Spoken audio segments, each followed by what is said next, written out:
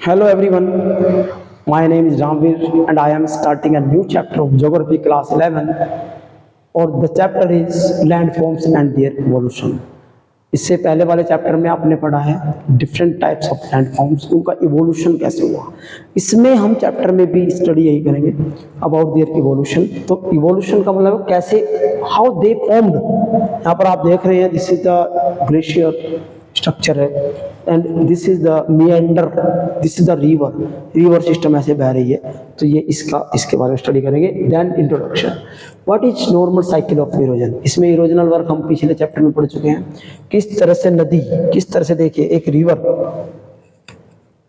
River जो है, देखिए यहाँ पर एक रिवर जो है किस तरह से एक माउंटेन को काट कर पूरे को किस तरह से इसको ऐसे बर्फ पिघलेगा तो ऐसे इस मोड के रूप में ऐसे ले जाती है। ये आप लोग देख रहे हैं किस तरह से चल रही है रिवर, उसका एक स्ट्रक्चर किस तरह से दिया गया है।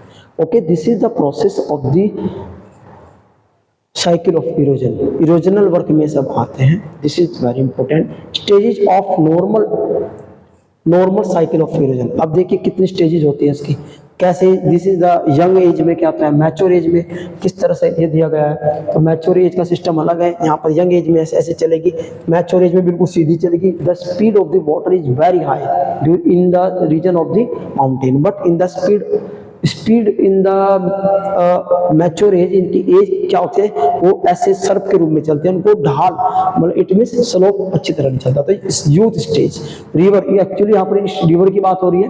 River is a main agent of the withering, आप लोगों को पता होना चाहिए। लैंडफॉर्म बनाने में सबसे बड़ा फैक्टर है। तो river flowing down with steep gradation, channel is deeper and from V shaped valley बनाती है। What is V shaped valley? V shaped valley आपको पता होना चाहिए, नदी का वी के आकार में वैली बना देना। आप देखिए यंग एज में किस तरह से है ना, वी शेप्ड वैली, गॉर्ज और कैनॉन, ठीक है, ये वी शेप्ड की वैली बनती है इस नदी के द्वारा। आप देखिए the pill, rills, gullies, potholes, V shaped valley, देखिए all these shaped. Look here, आप लोगों को दिख रहे हैं वाटरफॉल ऐसे बनेगा।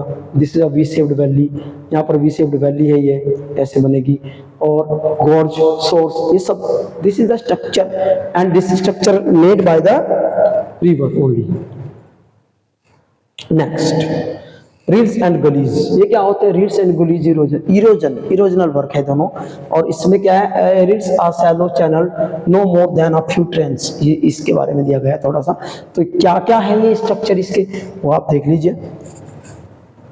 ओके स्टूडेंट्स, लुक हियर, देखिए यहाँ पर ये दिया गया है reels and seat erosion. Seat erosion का मतलब ये इस तरह से पूरा एरिया में, हम 10th क्लास में पढ़ चुके हैं। सीट इरोजन में पूरा जो सरफेस होता है अर्थ का किसी क्षेत्र में, तो नदियों के द्वारा बह लिया जाता है। और गुलीज में क्या होता है, interior part of the earth cut जाती है अंदर अंदर चट्टानें, तो गुलीज इरोजन में आएगा। Next, potholes, kettle like small depression of rocky beds. इसमें क्या होता है, कैटोल्स में इस तरह की स्ट्रक्चर एक बनाई जाती है।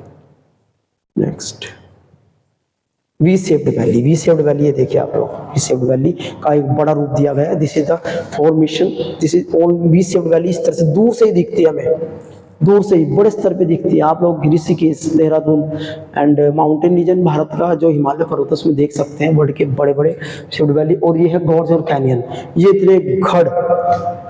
दिस इज द, आपने देखा रिवर यहाँ पर चल रही है और इसके किनारे जो होते हैं वो खड़े रहते हैं। और ये बहुत बड़े स्तर पर नदी ने काट के इनको भर दिया है ओशियन और लेक्स के अंदर।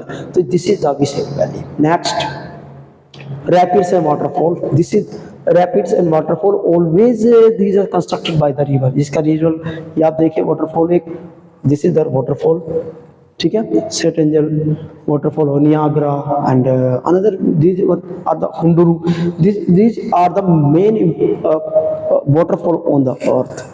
अपने आप में ही सबसे बड़े वाटरफॉल कहलाते हैं ये। नेक्स्ट, इसमें दिया है is the between stage river flow U shaped valley बनाती है। देखिए ये रिवर का स्ट्रक्चर दिया गया है, रिवर किस तरह से एरिया में चलती है। Next, landform mature stage. This is the meander. आप लोग यहाँ देखिए, एक minute, this is the meander. ये एक नदी के द्वारा बनाया गया एक स्ट्रक्चर है जिसको मिएंडर के नाम से जाना जाता है। और किस तरह से देखिए ये इसका स्ट्रक्चर यहाँ से शुरू होता है और किस तरह से यहाँ से चलकर और इस तरह से ये आता है। उसके बाद ऑक्सबो लेक क्या होती है, this is the oxbow lake. Look here, this is oxbow lake.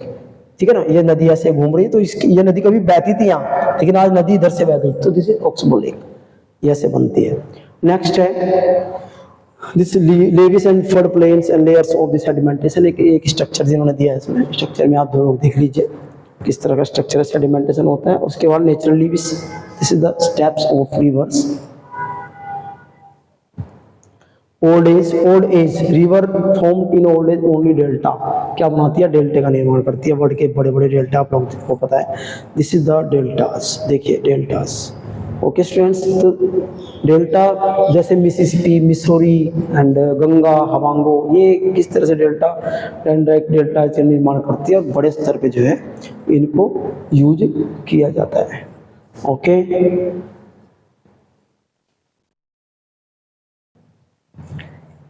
Okay students, thanks.